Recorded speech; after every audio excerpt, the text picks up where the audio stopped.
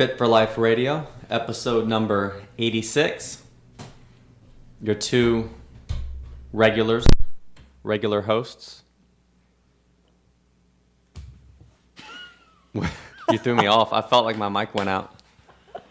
Nah. I'm staring at Will. He unplugged something. So yeah, your two regular hosts, myself, Gary Deagle. And Will Shively. Today, we want to defend meat. Just a little bit. And I know saying meat made a lot of people feel some kind of way. Yep. A little sweaty behind the knees.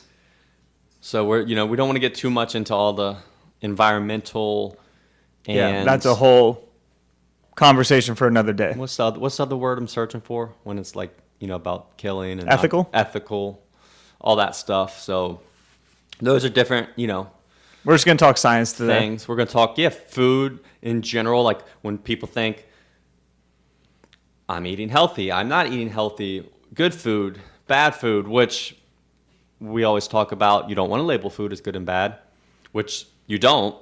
Yep. Meat gets labeled as bad, and that's kind of what we want to defend a little bit and really just help educate people that maybe have made certain decisions or thoughts and they don't care as much about the environmental and ethical reasons that, that's put to the side. But they might think that meat is unhealthy, so they just straight up avoid it without at least being informed about, the finer points and what meat can give you. So a common scenario, we'll meet with a lot of people and they're struggling, they typically are overweight. Their doctor's asking them to lose weight, get healthier, improve their blood markers.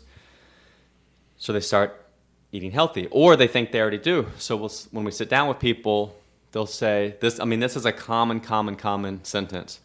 How do you eat? I eat pretty well. I don't eat meat. Like that's the full stop. That, so right there, people kind of assume or think or treat meat as this like empty junk food, basically. Just bad. And almost like a lever of, is my diet good? Is my diet bad? Yeah, do I eat meat or not? And that decides it. And man, it's so much, that's just not the case. No. And then it's, really our motivation too for this episode is that people will not eat meat, but then it's like, well, what are you eating? And maybe you're eating bags of chips and drinking soda and all this stuff, which people do. And don't think twice about.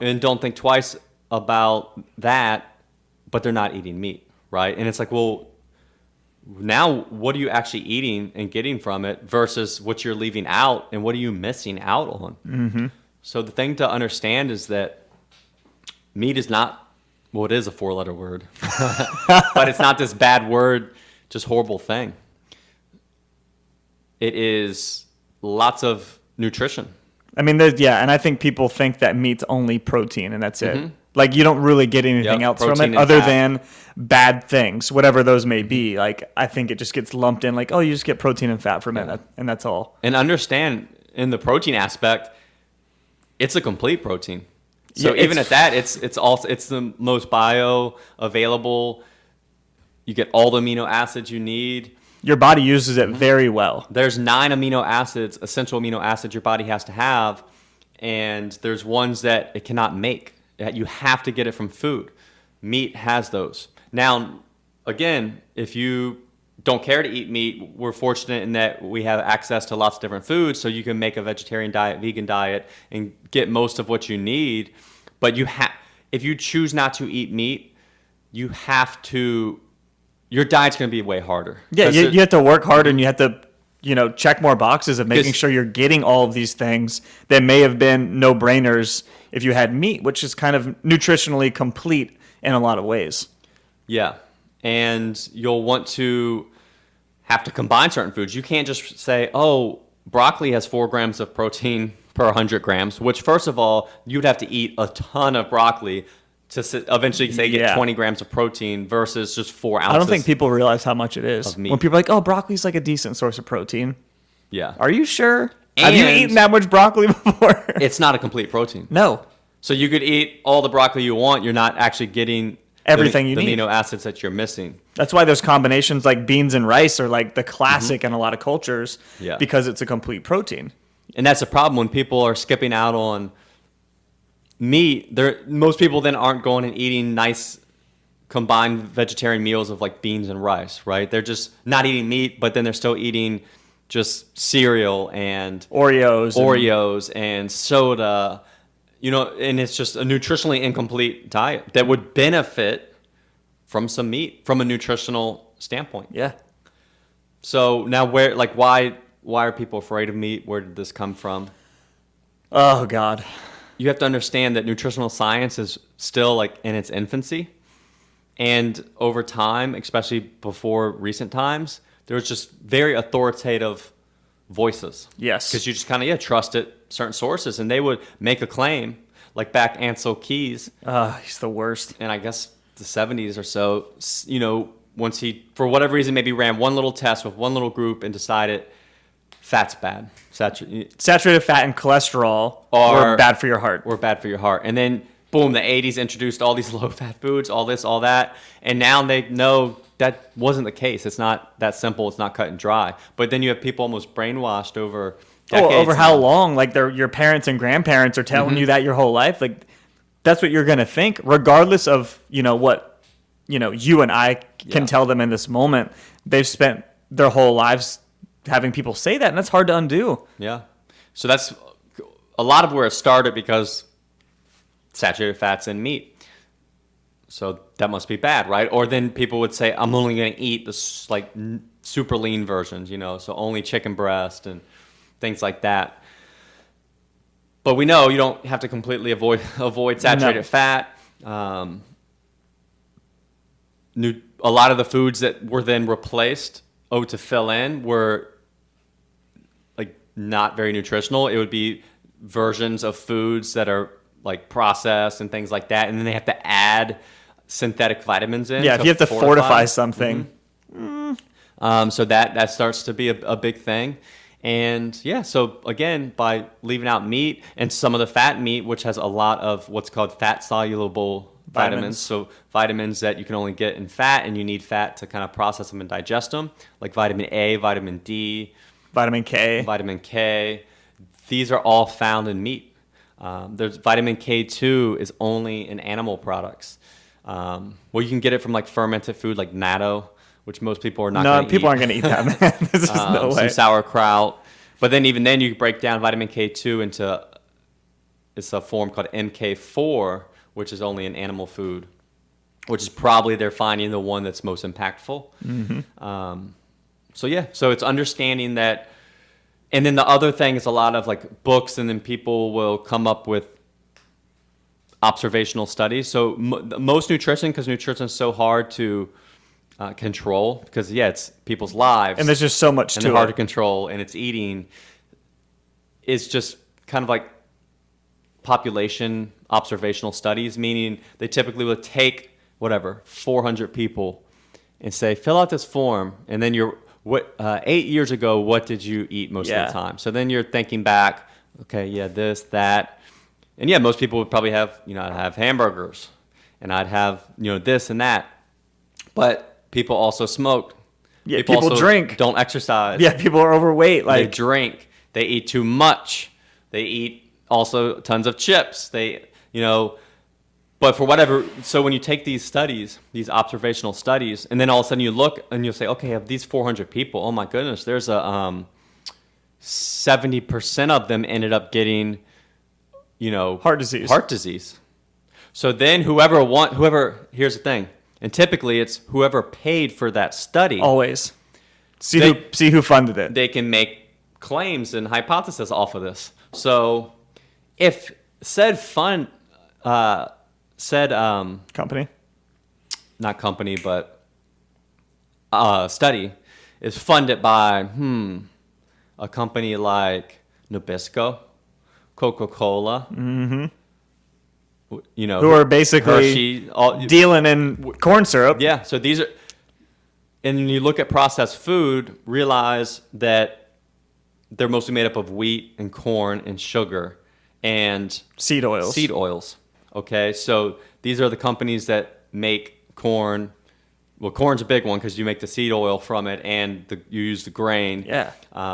Those are the big companies with the billions of dollars, the Nabiscos of the world. Then they are the ones paying for these studies.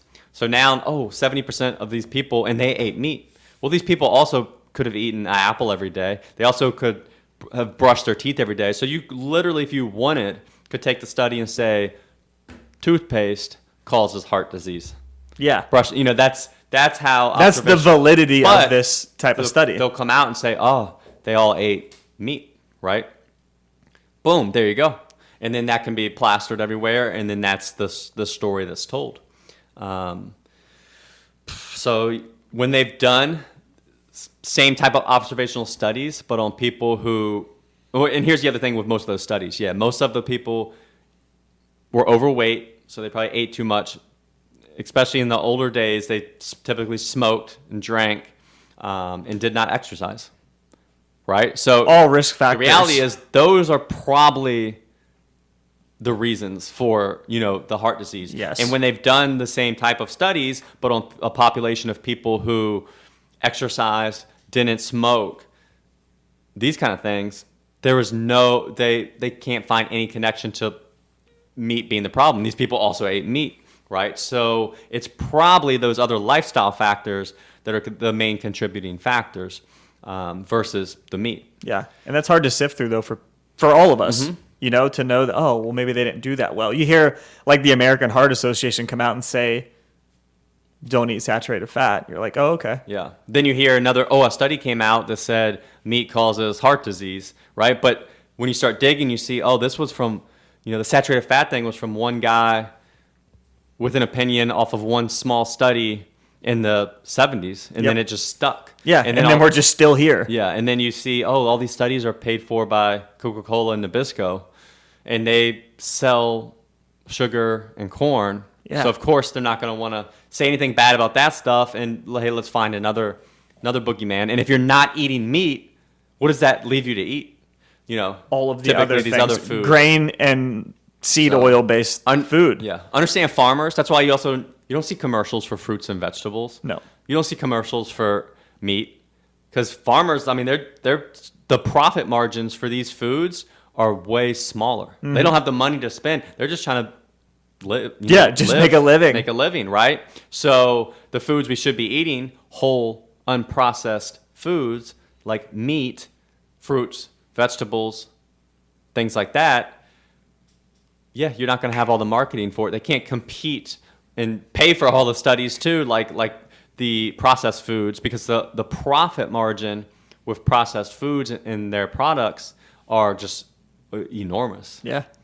And the cost of making those foods too are like so low. Yep. For corn, we don't have to get into like that subsidized and stuff too, but like making seed oils, and they basically a lot of times will turn unusable oils into usable oils. But by refining and cleaning and however they do that. And so like they're taking a product that shouldn't even be used for food cheaply and making it and it's the type of food usable. That we would never have in those amounts. Exactly. Like corn oil.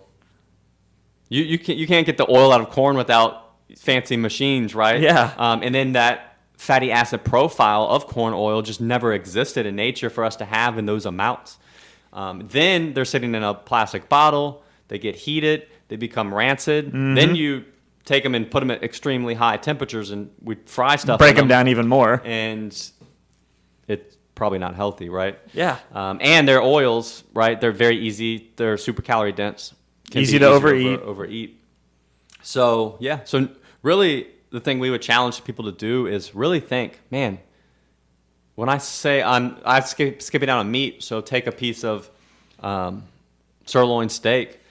That sirloin steak also has all the B vitamins, right? All essential fatty acids, all the amino acids you need, tons of minerals that you can't get. Here's the other thing that are rare in other foods and non-animal foods, things like selenium and zinc, iron.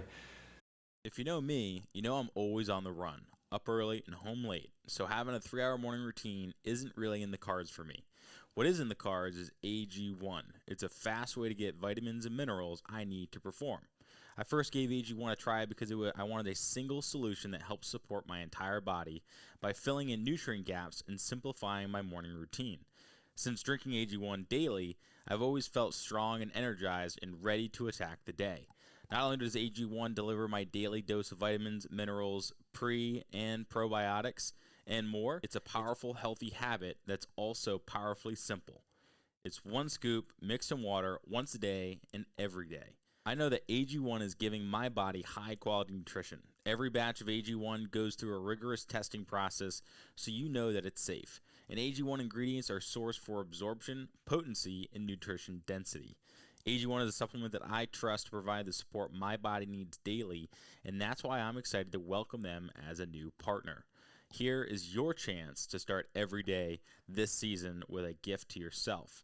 Try AG1 and get a free 1-year supply of vitamin D3K2 and 5 free AG1 travel packs with your first purchase exclusively at drinkag1.com/provengrit.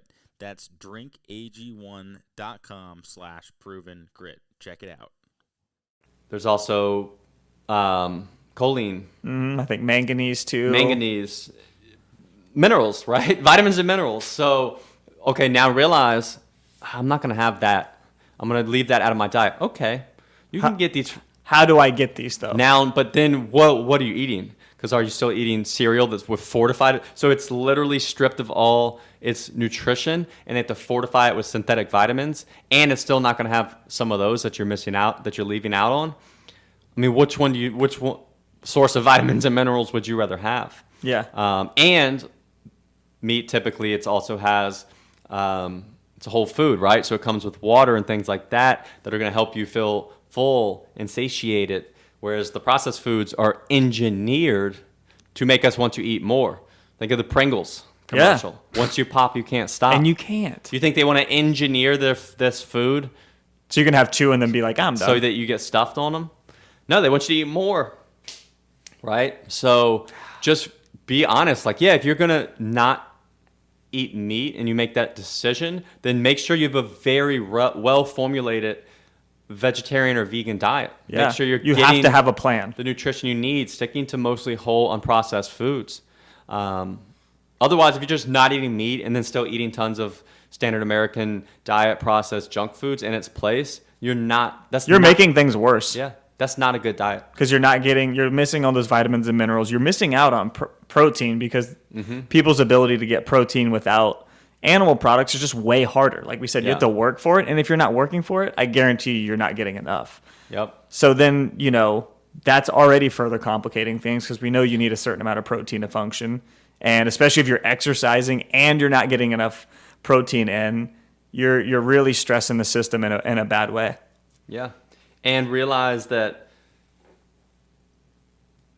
you want to enjoy your diet too. So when 85% of people that go vegetarian go back to eating meat, right? So if you enjoy it, and yes, eating whole, unprocessed meat is enjoyable and helps, and we know can be part of a healthy diet, and it makes it easier for you to eat healthier overall and make better food choices, then you should embrace that. Yeah. Don't just, this is bad, I can't eat it, but then you don't enjoy eating, rice and beans and quinoa, you don't enjoy the whole unprocessed vegetarian diet, then you end up eating junk, just vegan junk. It's not healthy. That's not ideal. Include some meat. Again, don't eat tons of cured processed meats. Focus again on just plain regular unprocessed old cuts. Meat. But that's going to be better and maybe more sustainable for you. That's really our biggest takeaway is we want to eliminate when people say, I eat well, I don't eat meat.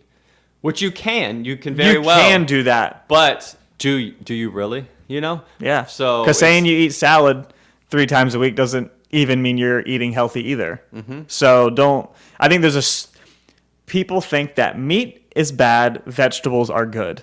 And that's the line, and that's it. And it's not the case at all. Because we know you could have a salad that's 1,200 calories and void of any real nutrition. which that's going to be, terrible for you. Mm-hmm. So I think labeling foods good and bad is harmful. So try not doing that for one. Like, don't think about foods as just straight good and straight bad, but more so, what does it give me? Is this giving me what I need? And if you just eat a bunch of lettuce all day, is that giving you what you need? Mm-hmm. Probably not. And think of the last time you ate a steak and potato. You'll eat and you'll enjoy it, and then you're full. When you're done, you're done. You don't.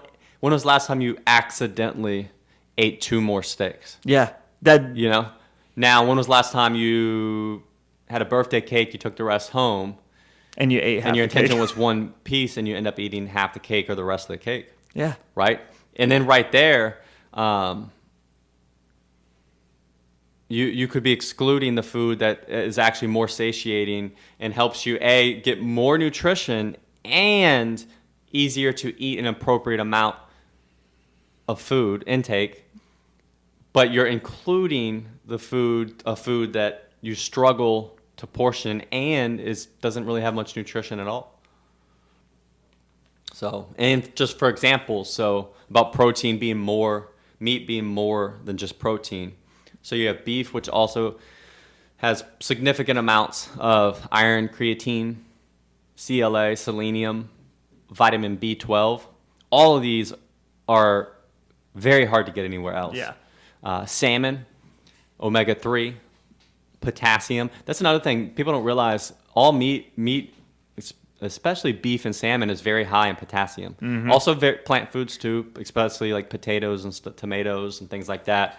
But again, so potassium. Potassium is another one that's prevalent. Selenium, also in salmon. Vitamin B6, vitamin D, eggs, biotin, riboflavin, folate, vitamin B5, vitamin K2.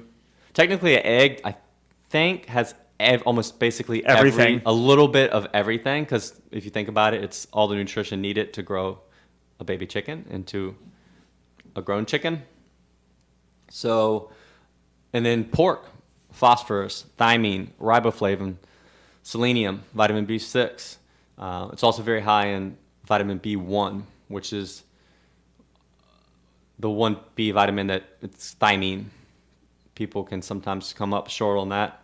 But so again, it is vitamins and minerals, people. Yeah, it's more than just protein and fat. And something to remember too is that, like, if we take a cow, for example, cows like munch on grass. Yeah, they're turning the nutrition that you couldn't get from, because we can't digest grass. Yeah, and they're getting all those nutrients from the ground too. Like, eating stuff out of the soil, like, they get a lot of those minerals, mm-hmm. and it's passed on to us through their meat, and a lot of it, the fat, actually.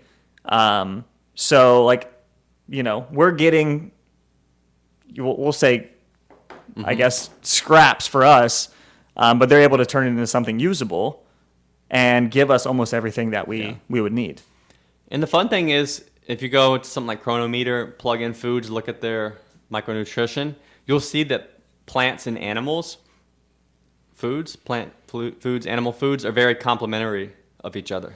Yeah. Like, the nutrients that animal foods, meat, are low on, things like vitamin C, are typically found in plant foods, right? So if you plug in a steak and potato, you'll see that you get almost all the nutrition you need, and what the potato is low in or doesn't exist, the beef has, right? So, we're omnivores, plants, animals. There's lots of nutrition in both that can be unique to both, or a lot easier to obtain, and they're very complementary of each other. Yeah. So, it's not one or the other. Like, both of them work very well together to mm-hmm. give you what you need. And think about, before we knew all this nutrition science stuff, you go back and look at history, and you'll see it, right? You'll see the meal combinations that people favored, and from just an intuitive sense, right? Like, we can go back not too far to, like, our great grandparents. Was meat and potatoes, right?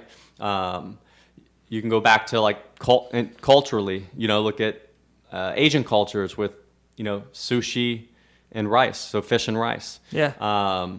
Lots of also cultures ate a lot of stews, so combining meat and vegetables. Meat and veggies. You go back to Irish was also another one, meat and potato. You look at hunter-gatherer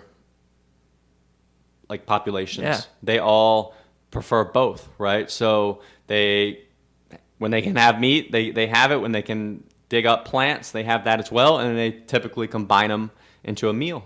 Yeah, and we've always gravitated towards it without doing any real research. You couldn't do that 1,000 years ago. You just ate what you've always eaten, and that's it. And so I think it's worth looking at and realizing that that's kind of where we've gravitated all along. There's also been no population in human history that ever survived or existed without animal food. So as a vegan population, there's none. Zero. Zilch. Nada. So again, now with modern times, the way food is available, we're able to combine things. And we can engineer things a little bit better. So it is possible now.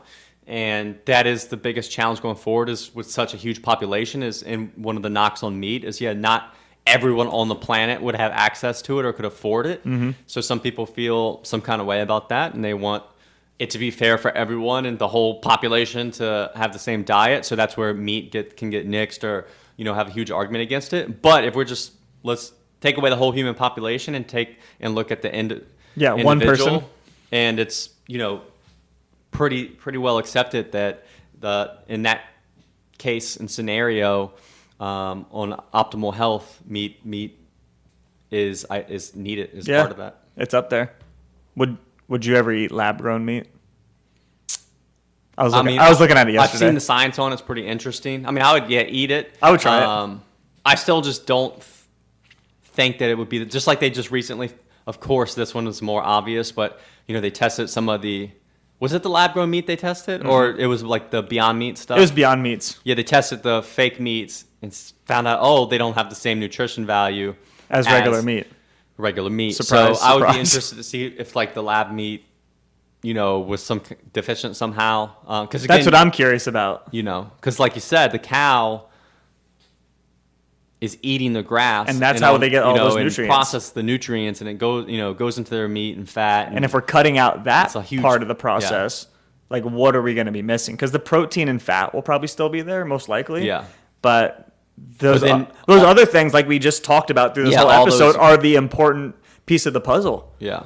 So I'll try it. If it's affordable, I'll do it. It's funny because this is happening a lot with plant food and mono crops in the soil. So they're finding even just to 50 years ago, so as we keep planting and over planting on the same soil, we lose nutrients in the soil, which then goes into the plants, which then provides, and then we eat the plants, which then provides these micronutrients, minerals, vitamins. But the soil is getting more and more depleted.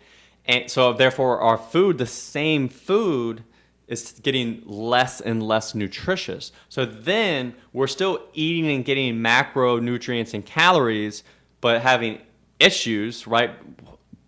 Because we're micronutrient deficient, right? So what if that kind of lab meat is the same thing, right? Yeah. It provides the macros, but we're missing the micros and calories, but it's almost becomes more and more of an empty vessel. Yeah, really. Because then, I guess what can you do? Then they would fortify it, right? They do processed food now. But then what they also know is there's just compounds that they can't even account for. Oh, yeah. And that help things work in tandem and help you break them down better. And we don't even know they exist yet. And mechanisms that we don't even know of. So stuff like that is going to complicate that a lot. Yeah. But I was reading about it and I would try it. I'm intrigued. Yep. So there you go. I don't think we need to string it out anymore. And hopefully, again, we understand it's a touchy subject. We just want to help make Gen Pop, you, be able to make good decisions. Yeah, and realize that all the stuff, there's trade-offs and pros and cons, but how can you make the best decisions for you and your family and realize that there's a lot of politics and money that go into things you hear and see on the news especially and media. With nutrition, man. So yeah, just realize that meat is not this junk food. It's not a bad guy. It's not the boogeyman. Everything in excess typically can cause problems. Yes. That's another thing. Too little of something can be just as bad as too much, right? All the way down to water. Too much water can kill you, right? So if something like water, not enough water can kill you, guess what? It's probably, with meat. Like too much meat will probably eventually lead to, you could get an excess of some of these nutrients we're talking about. For sure. And some of those are like toxic to your body to get too much of. Like vitamin K will mess you up. Vitamin A. Yeah, vitamin A too. So, yes, just realize that there's too much of anything, there's too little of anything, and usually it's right in the middle. That's where we need to fall. And if you're someone who knows you don't want to do the extra work and research, a vegan and vegetarian diet requires that. A healthful sustainable one takes a lot more work. It takes work. It's doable. It absolutely is, and people do it. Not eat meat and just eat junk food. And let your choices take you where they, to where you need to be. It's not going to work that way. Yeah. So again, and some practical tips. Well, if you're like, I feel pretty confident, I feel better about this, or at least not guilty. So what should I kind of look for? So obviously, if you can afford it, any kind of like more humanely treated meat is going to be more nutritious, just like we talked about. So 100% grass fed, these kind of things. But conventionally raised meat, there's not much difference nutritionally. So it's healthy, it's good for you, and appropriate amounts. So look for, just avoid the processed stuff. So you want the sausages, the bacons, those kind of things you would not want to make a regular staple. Nah. That should not be your staple protein sources. No. All those like cured meats. Yeah. Focus on, unprocessed, like meat. So, you see at the store, you see your steaks, your chicken thighs, your chicken breasts, your ground meat, your turkeys, your ground meats, all those things. There's lots of nutrition in them. Pair it with whole unprocessed fruits and veggies and starchy tubers, some simple starches, your grains and stuff like that if you want, and have at it. Yeah, have a good time. Have that steak. Let us know what you think, your thoughts. If you like these a little bit more controversial topics, we try to be everyone's friend, but at some point we gotta address. Have a stance. Yeah. So that's where we're at. Let us know your thoughts. Hope you enjoyed it. We'll catch you later. As always, thanks for listening, guys. If you want to learn more, check us out at coastalfitnessva.com or garydeagle.com. We'll see you next time.